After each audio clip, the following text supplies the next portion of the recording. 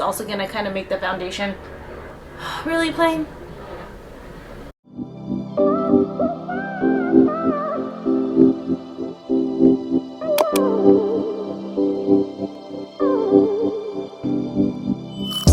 Hello you guys, it's Sarah. Welcome back to my channel and welcome to another review. For today's video, I'm going to be reviewing a new brand that just recently came up in my Instagram ads. I'm telling you guys, the ads are getting better and better out there and they're doing a really good job at targeting. So keep your wallet tight.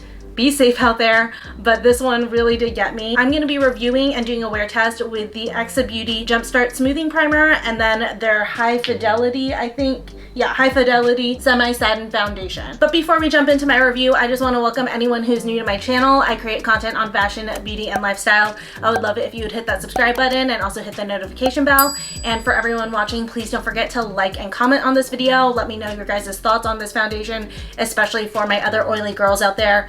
Based on my review, would you try it as well? But for right now, let's go ahead and just jump into the review and the wear test. Alright guys, so I have my face moisturized. I just use my regular Coola Sunless Tan moisturizer, and then over top I have my sunscreen. I use the Tula Probiotic Sunscreen Gel, and I've let that all sit on my skin for at least 10 minutes like I do every single time when I moisturize then do my makeup, just so that all of the skincare absorbs and it doesn't break up the makeup at all. So I'm gonna go ahead and pin my hair back. So like I said in the intro, I'm going to be reviewing the EXA Jumpstart Smoothing Primer, which I have right here in its carton packaging. This one comes in the orange packaging, and I really like the way that they do this.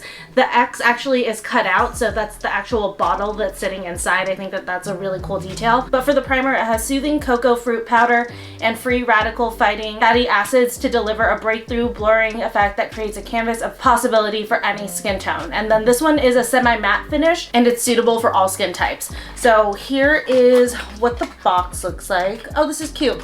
Inside it says amplify your nature, because EXA is a clean beauty brand. That is one of their selling points. But ooh, this bottle feels really nice. It feels heavy, it feels luxurious. But here it comes in this like dark teal color, and then it says EXA on the front, and then it looks like it's just a pump inside. And then for the foundation, it comes in a white box. It has the same thing. The EXA's cut out so that you can actually see the color inside. I got the color Seb 290. I did take their online quiz to figure out which color was going to be the best for me, and this is the one that came through. And I did take a little bit of this when it first came in just to check the color. It looks pretty close. I feel like the tone might be a touch off, but we'll see when I actually apply it to my full face. I just tested it on my wrist. But this is their High Fidelity Semi-Satin Foundation charged with anti-pollution actives. So this one has protective microalgae actives, soothing McKee berry, and hydrating hyaluronic acid that team up with advanced pigment technology to wear light and last long. This is apparently supposed to be just like a very light feeling foundation, nothing too heavy or cakey, and it is meant to be a buildable finish. So I guess if you want like a light coverage, just one,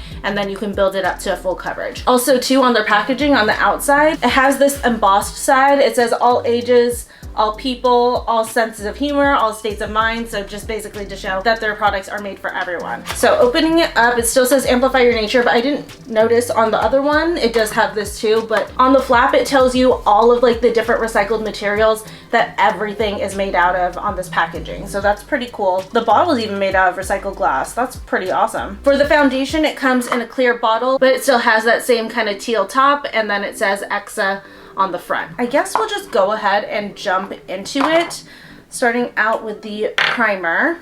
So here's a couple of pumps of the primer. It just comes out like a light cream. So I'm just gonna start with 2 pumps. It does have a little bit of an orange pigment. I don't think that that's gonna like affect color or anything. You can see it goes on clear. So just using 2 to start out with. And 2 is definitely more than enough to cover your face, but give it a second.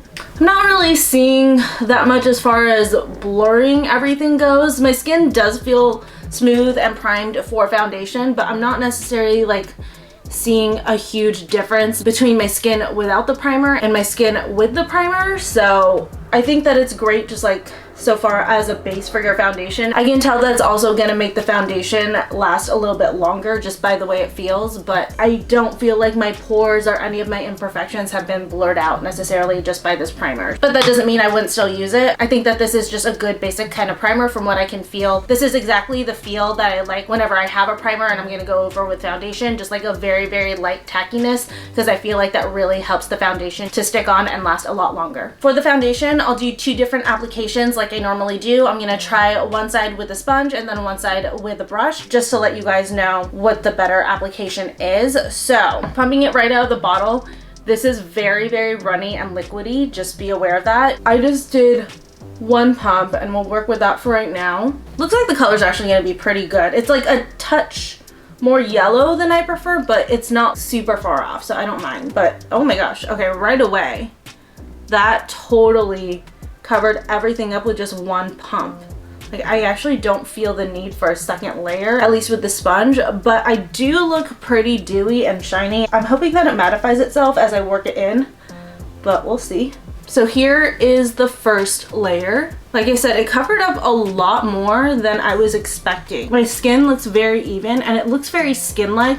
My only drawback, again, is just how shiny I look, because I am an oily girl, so generally I do prefer something a little bit more mattifying, and I was hoping that the primer was going to be more mattifying than this, so a little disappointed there. But as far as the coverage and finish and color goes with the sponge, it looks really good. I am going to do just another layer right here on my cheeks because that's where I have the most imperfections, and I just want the foundation to last the longest right there, so going right over it. Okay. Looks really, really nice. So here's my face without any foundation for comparison, and then here is with foundation. Like I said, just super skin-like. My skin looks really, really even and nice. But let's try it with the brush. You dot this on, and I totally forgot to let you guys know in case you're new here, the sponge that I use is the Eco Tools Beauty Sponge with antimicrobial silver in it. And then the brush that I use, this one is number 200 from Real Techniques, which is their Expert Face Brush. And this one is my favorite foundation brush. I really, really like how dense it is. I feel like it just gives a really good finish for my foundation. So just working it all in. Still shiny on the side. I feel like the coverage is a little bit fuller when I use the brush, which makes sense because the sponge does absorb a lot of product. More often than not, you are going to get more coverage when you go in with a brush. And I do really like the finish with the brush. It's not streaky or anything, and it blended really, really nicely. So here is my face fully with the foundation on. So far, I'm really, really liking it, except for all of the shininess. But I will obviously powder that down when I do the rest of my makeup. But I'm not seeing any other immediate issues with this foundation so far. I really do like it. But I'm gonna step off camera, do the rest of my makeup, finish getting ready, and take another look at it when everything else is on. All right, and I'm back. Makeup is fully done. So here is what it looks like. I did powder down a lot on my cheeks and in my T-zone. I feel like my T-zone got pretty matte, but my cheeks are still incredibly shiny. Like, I only have highlighter right here on the very tops, but I'm still shiny over here. So I don't know how much I'm gonna love that as an oily girl, but otherwise I do like the coverage on this. Again, it just feels very skin-like. It doesn't feel cakey at all. And if you like a glow, this gives a really, really good glow. I just wish though, like I said, that it would mattify a little bit more because this can be a problem for me later in the day. But speaking of that, I am gonna be doing a wear test for this foundation. We're going out to lunch to celebrate a friend's birthday. Then I'm gonna be doing some work around the house. So we're gonna put this foundation to the test and see how it wears throughout the day, especially on a relatively hot day like today. So right now it is currently 12:30. We're gonna head out of here in just a few minutes, and I will check back in with you guys throughout the day, let you guys know how it's wearing, how the foundation is breaking down throughout the day, and if I'm getting any more oily than I am right now. So it is like 3 hours later. It's like 3:45 or so. So here's the foundation. It didn't get any shinier, which I'm happy about. I feel like actually it got even a little bit more matte somehow, but the coverage is still really good. My skin looks really, really nice. So we'll see at what point of the day this starts to break down. We can say for sure at this point 3 hours is a good time frame for it. All right, at this point we've been home for a little while now. It's currently 7:30. Oh, it's time for Spart's dinner, but I will get to that after I'm done here. So I've had this foundation on for 7 hours now, and it's actually still looking pretty good. It hasn't gotten any shinier than earlier, so it looks like the initial shininess that you get when you put it on is as shiny as it gets, even if you have oily skin. And as far as breakdown goes, it actually still looks pretty good, still looks very skin-like. It doesn't look patchy or anything. So as far as like long wear goes, it looks like 7 hours is still pretty good. I would even bet money that it's still gonna look fairly good at 8 hours, but we'll see if it still keeps looking good even later tonight.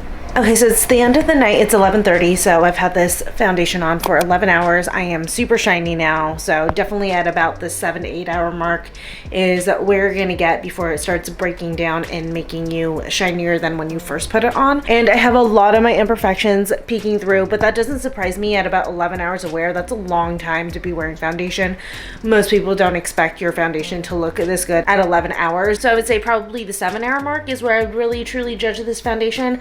But overall, I actually do really like it. Like I said, the only thing that I don't really like is the fact that it makes me look so shiny, but I can live with it and powder it down. Otherwise, I really do love the finish on this foundation. I feel like it's so skin-like. It looks really natural, but makes your skin look very even, healthy, and glowy. And then I can't remember if I mentioned it before, but this is a clean beauty brand. So if you guys have been looking for a clean foundation, definitely check this one out. As far as the primer goes, I feel like I could take it or leave it. I feel like I wasn't blown away by it, but it didn't do anything bad for my makeup. I was though disappointed about the fact that it's a semi-matte, but it didn't seem to mattify me at all. But otherwise, it seemed to be a pretty good base for your foundation. So if you don't need it for mattifying, I would suggest picking that one up as well, especially if you're looking for a clean primer. But anyways, that is gonna be it for this video. I hope you guys enjoyed.